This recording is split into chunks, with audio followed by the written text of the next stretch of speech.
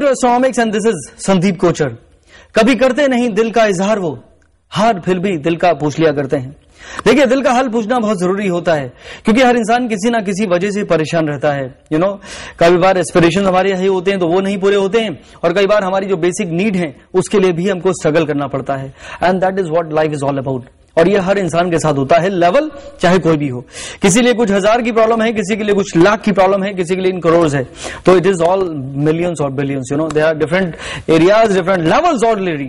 तो यहां पे इंसान को समझना बहुत जरूरी है। एक लाइन मैंने सोची थी कभी ऐसी चलते चलते कि हर इंसान किसी लेवल पे खिसका होता है, यानी उसका किसी लेवल पे कहीं ना कहीं प्रॉब्लम होती है, और वो लेवल हर इंसान के हिसाब से अलग अलग होता है। कोई इंसान छोटी छोटी बातों पे अटक जाता है, जिंदगी को डिफिकल्ट बना लेता है, झगड़े कर लेता है, रिलेशन स्पॉइल कर लेता है, किसी से बात नहीं करता, एलूफ हो जाता है और डिटैच हो जाता है और फिर अकेला रह जाता है।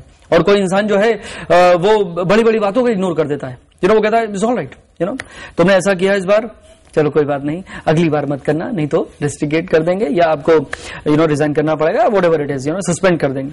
तो ये बहुत जरूरी है, स्माइल करते करते भी बड़ी बड़ी बातों को कहना, करना, एडजस्ट करना, एक्सेप्ट करना। तो ये होता कैसे है? देखिए, ये होता है हमारी खुद के अंडरस्टैंडिंग के साथ। ह्यूमन पावर, जो ह्यूमन ब्रेन है बेसिकली, उसकी जो पावर है वो इमेंस है। पीपल से मतलब साइंटिस्ट कहे कि हम लोग उसको 8 to 10% we utilise our brain, बाकी 90% तो कोई यूज ही नहीं करता है। There are very few people who have the ability. यही वो लोग हैं जो लेजेंड्स बने, यही वो लोग हैं जो उस मुकाम तक पहुंचे जिसको बाकी लोग देखते रहते हैं। चाहे वो फील्ड कोई भी हो, चाहे वो बिजनेसमैन हो या वो क्रिकेटर हो या फिल्म स्टार हो या साइंटिस्ट हो, whatever, there are very few people who have that control over their brains, over their mind, over their wisdom, and they know what to do, how to do, because react करना एक normal tendency है। मच्छर काट रहा है, मच्छर को मार दिया आपने, तो this is something a natural phenomena है ये। लेकिन बेचारा मच्छर के बारे में सोचा किसी ने? तो what I am saying is you have to check कि वो इंसान अगर ऐसा कर रहा है या when he is not happy तो वो क्यों कर रहा है। तो यहाँ पे क्या है कि you have to human resource management, जो पहले नहीं था, बहुत बाद में डेवलप हुआ, वो सबसे ज्यादा जरूरी था। मशीन में तो ऑयल डाल दीजिए, मशीन की ओवर ऑयलिंग करा लीजिए, पार्ट्स रिप्लेस कर दीजिए, व्हाट अबाउट दिस ब्रेन? इसके जो पार्ट्स हैं इसको कौन रिप्लेस करेगा?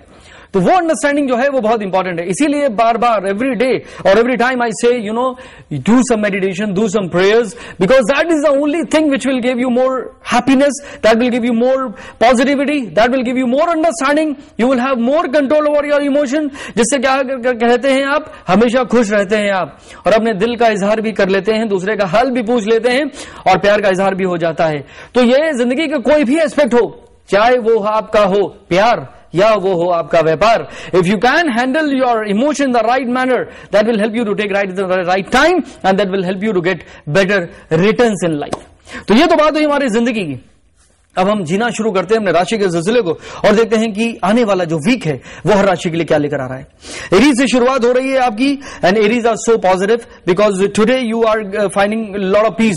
तो वीक की शुरुआत एक ब्यूटीफुल तरीके के साथ हो रही है, and you are content with whatever you are getting.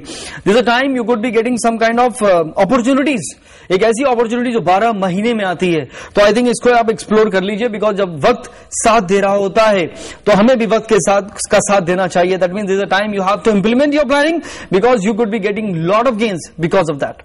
Gains की अगर हम बात करें तो आपको स्टील से फायदा हो सकता है, कमोडिटीज से फायदा हो सकता है, even oil and natural gases long term के हिसाब से एक्सपर्ट की सलाह लेते रहिए।